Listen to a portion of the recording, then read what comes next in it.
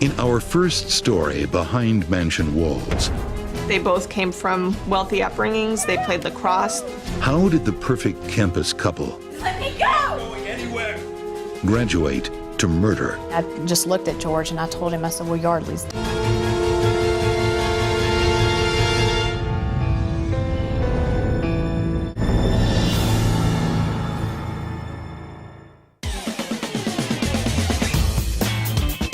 So it's definitely an upper crust kind of sport. It's a game for the rich, played at exclusive colleges. The University of Virginia is a very prestigious school. It's a powerhouse when it comes to athletics, too, especially lacrosse.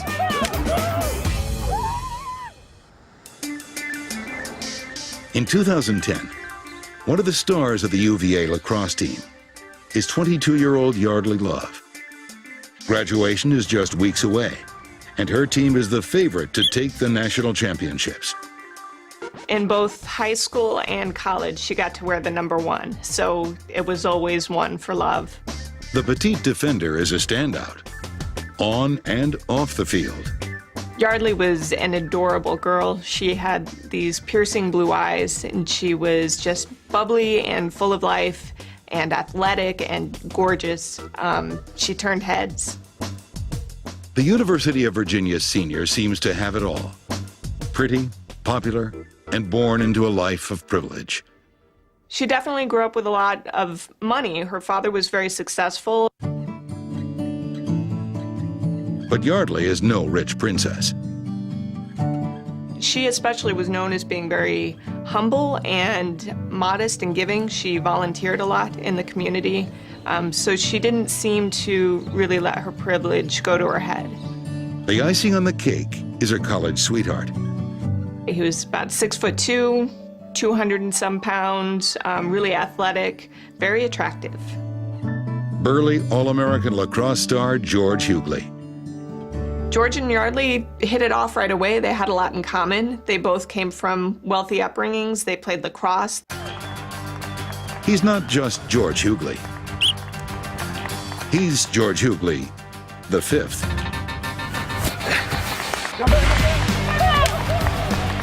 And he comes from very old money. One of his grandfathers had actually started a building company that helped build Washington, D.C. He had money. He could get anything that he wanted from his parents. For people looking at George from the outside, he looked like he had a perfect life. On the first Saturday in May 2010, Yardley Love is out celebrating with a roommate. There was a lot to celebrate right then. They were getting ready to graduate. Yardley had gotten a word that she was going to be hired at a firm in New York. To the Big Apple. Big Apple. The political science student is excited about taking the next big step in her life. But at some point, Yardley decided she wanted to go home. The friend walked her there and went back out. A few hours later, Oh my God. her roommate returns. Yardley? You okay? Yardley seems to have passed out in bed. So she came forward, Yards. touched Yardley on the shoulder, and Yardley didn't respond. Yardley isn't breathing. Call 911. Another college student who drank too much. Sadly, it's a scene repeated across America. A 911 call came in that a female victim may have been the victim of an alcohol overdose. Detective Lisa Reeves is one of the officers to respond to the 911 call. When I first walked into Yardley's room, the first thing I noticed was the large hole in her bedroom door. It only takes one look for the detective to realize this is no simple case of alcohol poisoning. She had a lot of bruising around her side of her face. She had blood coming out of her mouth, out of her nose. The side of her right eye was swollen so badly that it was completely shut. It didn't even look like an eye. It was very evident that she was a victim of a homicide. Detective Reeves notices something else. computer case laying nearby where it was pretty evident a computer should have been. So I did note that that was missing. Yardley Love has been brutally attacked and robbed. They knew that there was blood there, so something beyond alcohol poisoning had happened, but they didn't really know what they were dealing with yet. As the student body mourns the loss of a much-loved friend, dark thoughts lurk in the background. Is there a killer loose on the grounds? And where will they strike next?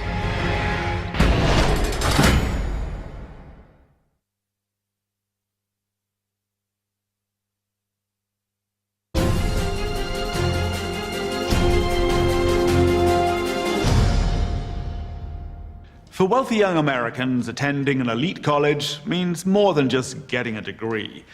It's a place to forge alliances and make powerful friends, to ensure you scamper up the social ladder rather than taking a perilous slide down. But what if one of those useful new friends turns out to be a snake with a deadly bite? Yardley Love and George Hughley seem like the it couple at the University of Virginia. But their close friends know this is a very rocky relationship. They had this volatile relationship where they would fight and get angry at each other over allegations of cheating, and they just seemed to feed off of that. Here is to and I, our first times. That jealousy came to a head just days before Yardley's death. Yardley found out that George was cohorting with some high school lacrosse recruits. Are these the girls you've been texting? How old are they? Like 15? They're not 15. Yardley, come and sit down. They look 15. She became very upset by this news and confronted him in his apartment, threw her purse at him. The contents spilled everywhere. It really angered George that Yardley had embarrassed him in front of these girls that were in his apartment. Embarrassing George Hughley can have dangerous results. George had a problem with alcohol, and when he drank, his temper would come out. But would he turn his rage on Yardley Love herself? Not going. I'm gonna go. Bye. No. About 2 months before Yardley's death, George attacked her.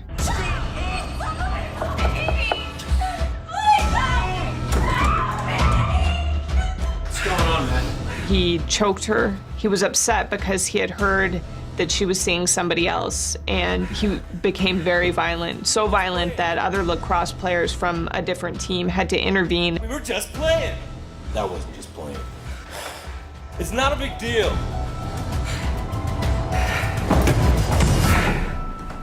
It's him again. Look at this email he sent. Her family and friends urge her to call police. You should go to the cops. I'm going to. Yardley is reluctant. She thinks she'll be free of George's stormy temper once they graduate. Cheers to that. But she does decide to end what's become a dangerous relationship.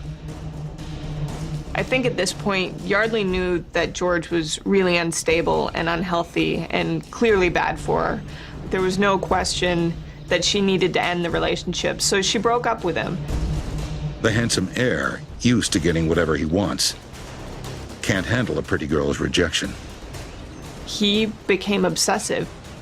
He had always been controlling. He would send text messages to keep tabs on where she was, but the text messages began to increase and the emails became more violent. On the morning Yardley Love is found dead, George Hughley is asked to come for a ride downtown to police headquarters in Charlottesville, Virginia. Detective Lisa Reeves knows he was Yardley's boyfriend, and she has some routine questions. Perhaps maybe he had seen her last. If he wasn't involved, hopefully he could clear up some stuff for us. Detective Reeves keeps one piece of information to herself. Yardley Love is dead. At the very beginning of my interview with George, he stated that he knew that this was over Yardley and an incident that had occurred the night prior. I continued to ask him, what had happened. He proceeded to tell me that he had been to a golf tournament earlier in the day with his father and that he had been drinking very heavily. He said that later in the night, after he had went home, he decided to walk over to Yardley's apartment to talk to her. The couple would soon be living on different sides of the country. Yardley had called time on their relationship.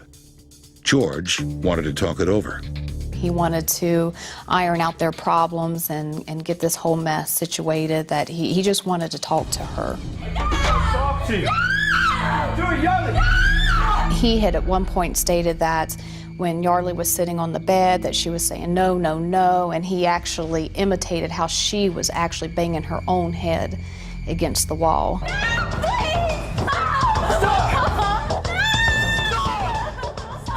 In George's version, he was there, he talked to Yardley, she got upset, and he left. But George's version of his Sunday night visit doesn't ring true. He said that once he got there and went to her bedroom door and knocked, he said that Yardley had got up and said, "Who is it?" He said, "It's George." And he said that she let him in the bedroom. I knew right then and there that was not the case because I had already been at the scene and saw the hole in the door. Go away, please. I knew he was minimizing what he had done. Talk to you. George also has some unusual injuries. During the course of my interview with George, I did ask him, How'd you get that scratch on your arm? Got playing lacrosse. Then Detective Reeves plays her ace. So at that point, I just looked at George and I told him, I said, "Well, Yardley's dead." He just had a blank stare. And he said, "She's dead?" Yeah. She's dead. And he said again, "She's dead." And that we kind of went back and forth for a moment, and he just sat there in a stare. At that point, George Hughley V is cuffed and charged with murder. This was no robbery. But what actually happened in Yardley Love's bedroom? And why? The autopsy toxicology results give one answer.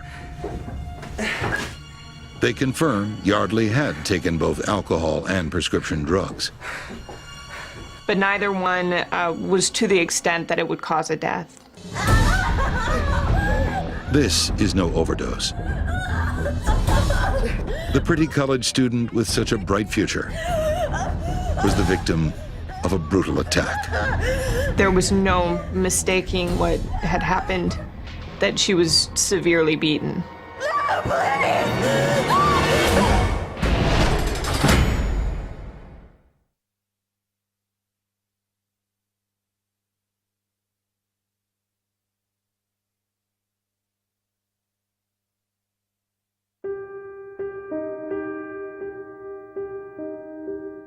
On a warm spring evening in 2010, the University of Virginia is in mourning for Yardley Love. Through their tears at a candlelight vigil, friends and classmates just want to know why. Why did a girl so full of life have to die so soon? When you look back at the case, there were so many red flags. There was so much violence, and the drinking was so out of control. Go away! George Hughley V was the last person to see Yardley the night she died. Talk to you. He tells police she must have mixed too much alcohol and medication. Yardley had perhaps suffocated in her pillow because she was drunk. The autopsy results point to a very different scenario. Yardley had severe bruising on the front and the back of her brain, which indicated she had been severely shaken. The cause of death is written in 3 stark words: blunt force trauma. Her injuries look like somebody with fist had beat her in the face. Police believe that fist belongs to George Hughley. February 2012. America watches as a son of the elite goes on trial for murder. He was privileged and wealthy, and people don't come from that kind of background and kill people. The prosecution tells the story of Yardley Love's last day alive. By mid-morning, George is already drinking. The drinking continued all day. It was fueling his anger. He was seen at a party, throwing bottles, talking about Yardley.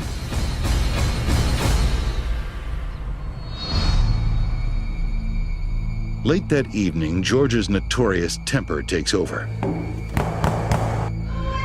Open the door! Open the door! No! Stop it! Go! Furious at being dumped, jealous of her with other men, the heir decides to confront Yardley. Please, no! Please, no! I think that George was a young man who had always gotten everything he wanted, and at that point, he wanted Yardley. I think that he immediately attacked her, and I think that it got out of control very quickly. He shook her violently, he smashed her head against the wall. The 200-pound champion athlete unleashes tremendous violence.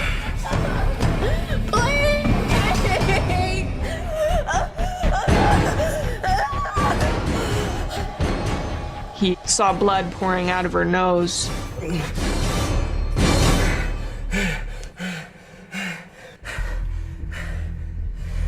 Threw her on her bed and left.